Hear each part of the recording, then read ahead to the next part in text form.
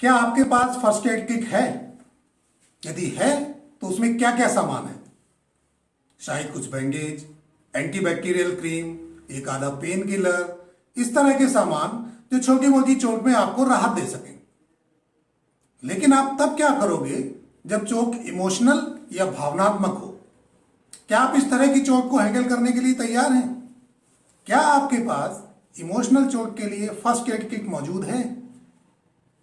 नमस्कार दोस्तों, मैं संदीप कुलश्रेष्ठ एक बार फिर से हमारे चैनल रसान में आपका बहुत बहुत स्वागत करता हूं। साथियों, आज फिर हम आपके सामने उपस्थित हुए हैं एक नए विषय के साथ, एक ऐसे विषय के साथ जो मानव जीवन में सभी के लिए बहुत जरूरी है, लेकिन इस पर बहुत कम ध्यान दिया गया है। हमारी कोशिश है कि हम इसी तरह के उपयोगी विषयों पर जानकारी लाते रहें, लेकिन हमारा उत्साह बढ़ाने के लिए यह भी जरूरी है कि आप हमारे चैनल को सब्सक्राइब करें और वीडियोस को जितना हो सके उतना शेयर भी करें। इसलिए यदि आपने हमारा ये चैनल अभी तक सब्सक्राइब नहीं किया है तो कृपा करके अभी सब्सक्राइब कर लें, जिससे कि हमारे वीडियोस आपको लगातार मिलते रहें। तो आइए अब बात करते हैं इमोशनल फर्स्ट एड की। क्या है ये इमोशनल फर्स्ट एड? जिस तरह से हमारे शरीर पर जब कोई चोट लग जाती है तब हम उसे बढ़ने से रोकने के लिए प्राथमिक उपचार या फर्स्ट एड के रूप में कोई मलहम, कोई पट्टी या किसी टैबलेट का प्रयोग कर लेते हैं। उसी तरह से जब कोई इमोशनल या भावनात्मक चोट लगे तब क्या करें? चोट तो चोट है, चाहे वो शारीरिक हो या भावनात्मक हो, उसका दर्द तो हमें होता ही है। और इसीलिए जब कोई इमोशनल चोट लगती है तो उसकी भी तुरंत ही प्राथमिक चिकित्सा करना बहुत जरूरी है। इससे पहले कि वो चोट हमारे लिए ज्यादा नुकसानदेह हो जाए, हमें उसकी प्राथमिक चिकित्सा कर लेनी चाहिए। जब आप तिरस्कार, रिजेक्शन, अकेलापन, असफलता, किसी भी तरह का नुकसान जैसी भावनात्मक चोटों से चोटिल हो जाते हैं, उस समय आप अपना ख्याल कैसे रखेंगे कि लॉन्ग रन में होने वाले नुकसान से बचा जा सके? और यही इमोशनल फर्स्ट एड है।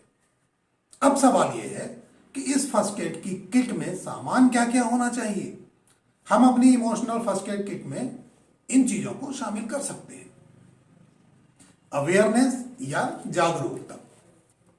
आप इस बात के प्रति जागरूक रहें और पहचानें कि आप कब इमोशनली घायल हुए हैं और कब आप भावनात्मक रूप से दर्द का अनुभव कर रहे हैं। अपने आप को जानें और अपने मूड में होने वाले किसी भी तरह के बदलाव के प्रति सचेत रहें, जैसे कि कब आप अकेलापन और डिप्रेशन महसूस कर रहे हैं। रीडायरेक्शन या पुनर्निर्देशन। जब कभी असफलता मिलने की वजह से आपका ध्यान नेगेटिव चीजों पर केंद्रित हो जाता है, उस समय अपनी परिस्थितियों को रीफ्रेम करें। विचार करें कि आपके कंट्रोल में क्या है। अगली बार जब आप प्रयास करेंगे तो क्या क्या इंप्रूवमेंट्स कर सकते हैं जिससे कि परिणाम भी पहले से अच्छा हो। अपनी सोच की दिशा को आपके फेल्योर की तरफ से हटाकर आप क्या अच्छा कर सकते हैं उस तरफ केंद्रित करें। डिस्ट्रैक्शन या ध्यान बटाना। अपसेट करने वाले या नेगेटिव अनुभवों को बार बार सोचते रहने से आपकी इमोशनल हेल्थ और भी ज्यादा खराब हो सकती है। इसलिए इस तरफ से अपना ध्यान हटाने के लिए कोई तरकीब सोचें और अपने आप को किसी दूसरी चीज में व्यस्त कर लें, जिससे कि आपका ध्यान आपकी असफलताओं की तरफ न जाए। सेल्फ एस्टीम या आत्मसम्मान। ध्यान दें, जब आपके आत्मसम्मान को चोट लगी हो और आप अपने आप को लो फील कर रहे हो, उस समय आप अपने आप को समझाएं।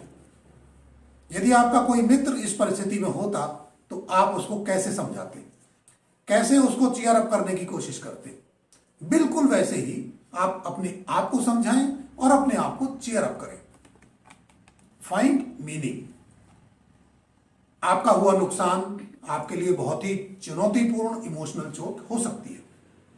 इससे उबरने के लिए आपको यह सोचना होगा कि आपने इससे क्या सीखा और आपका यह अनुभव दूसरे लोगों के कैसे काम आ सकता है। इस तरह यदि आप अपने इस नुकसान का एक नया अर्थ खोज सकें तो आगे बढ़ना आसान हो सकता है। एक्सेप्टेंस या स्वीकार कर लेना। आपके साथ की गई गलत चीजों या आपके द्वारा की गई गलतियों को स्वीकार करने में सक्षम होना आपकी अच्छी इमोशनल हेल्थ की चाबी है।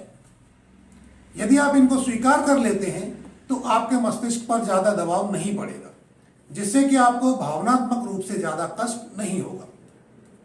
अपने खुद के अनुभवों से सीखें और अपनी इमोशनल हेल्थ को अच्छा रखने के लिए इन बातों को आजमा कर देखें और अनुभव करें कि इनसे आपको कुछ फायदा हो रहा है या नहीं हो रहा है। यदि आपको लगता है कि इन चीजों का आपको कोई फायदा नहीं हो रहा है, तब आपको अगली स्टेप लेनी पड़ेगी और किसी ऐसे व्यक्ति को खोजना पड़ेगा जो आपके भरोसे का हो और जिससे आप अपने मन की सारी बात कह सकें। यदि आप अपने स्ट्रेस, डिप्रेशन और एंजाइटी के बारे में किसी से खुलकर बात कर लेंगे तो इनसे आपको होने वाले नुकसान काफी कम होंगे और आप इमोशनली काफी अच्छा फील करेंगे। याद रखें कि आपकी इमोशनल हेल्थ भी आपके लिए उतनी ही महत्वपूर्ण है जितनी कि आपकी फिजिकल हेल्थ।